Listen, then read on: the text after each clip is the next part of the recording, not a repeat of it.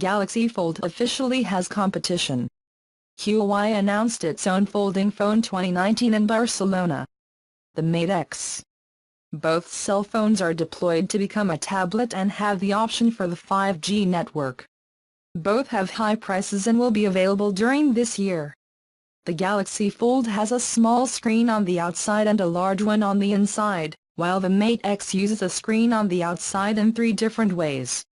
It changes shape depending on how the device is held.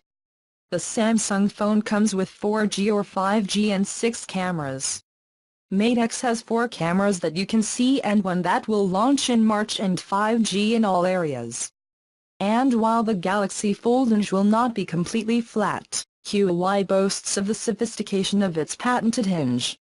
The Galaxy Fold takes the form of a book, with its large screen on the inside, protected by the cover.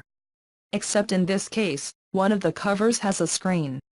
Huawei adopted the other form, with the screen hugging the frame. The advantage here is that you have a screen that can act as if they were 3, depending on the way you hold the phone.